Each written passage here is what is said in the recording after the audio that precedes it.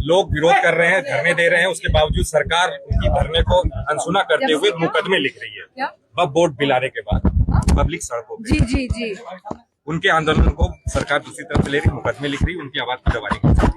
ये लगातार क्योंकि आंदोलन अगर संयम के साथ और शांतिपूर्वक हो तो मैं नहीं समझती सरकार को ऑब्जेक्शन होना चाहिए, क्योंकि यह हमारा संवैधानिक अधिकार है इस तरह के विरोध प्रदर्शन करने का।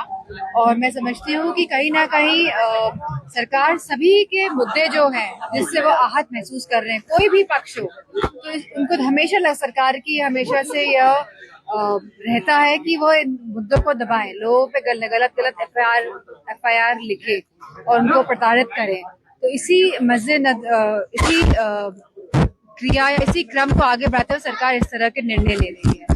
26/11 के आरोपी को दिल्ली लाया जा रहा है, किस तरह से दिल्ली समाजवादी पार्टी अच्छी बात है, दिल्ली लाया जा रहा है और इस पे कड़ी कार्रवाई होगी, ये भी अच्छी बात है। लेकिन इतने साल क्यों लग गए 26 उनके आरोपी को वापस आने में, 26/11 के आरोपी को वापस आने में? लगातार ये 11वां साल चल रहा है भारतीय जनता पार्टी की सरकार का, तो कहीं ना कहीं ये बड़ा ही प्रश्न चिन्ह उठने वाली बात है।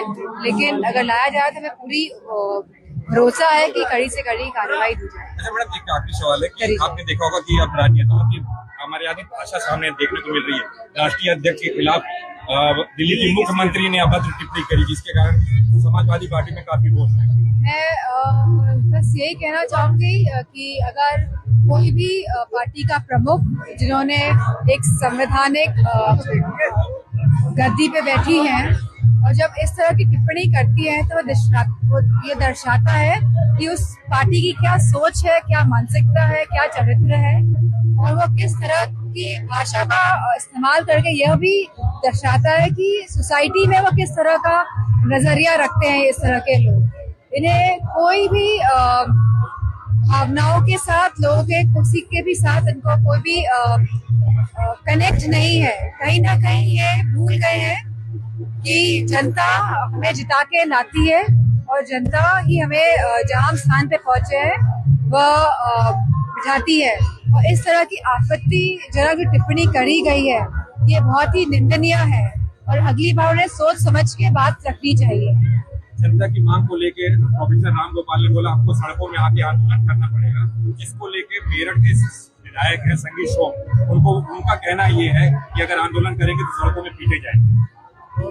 देखिए यही मैं कह रही हूँ कि ये दर्शाता है कि भारतीय जनता पार्टी के लोग संविधान के हिसाब से नहीं चाहते ये देश चले, वह अपने मनमाने ढंग से देश को चलाना चाहते हैं। उनकी यह वोकैबुलरी में ही है कि पीटेंगे, कि मारेंगे, कि बुलडोजर चलाएंगे, कि लोगों को प्रताड़ित करेंगे। तो इनकी वोकैबुलरी का ही हिस्सा है जिस तरह की ये बातें करते हैं, जिस तरह की अपमानजनक टिप्पणियां करते हैं।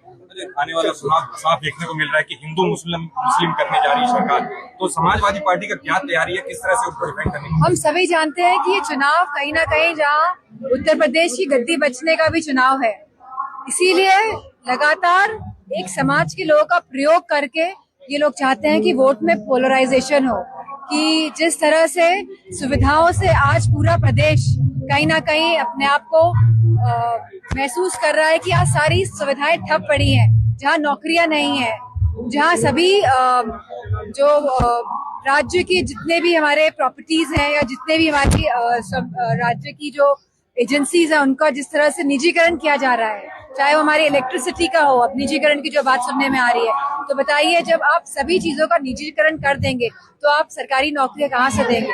तो कहीं ना कहीं बहुत ही रणनीति के तहत ये चाहते हैं कि संविधान किसी भी हालत से प्रदेश और देश में लागू ना हो।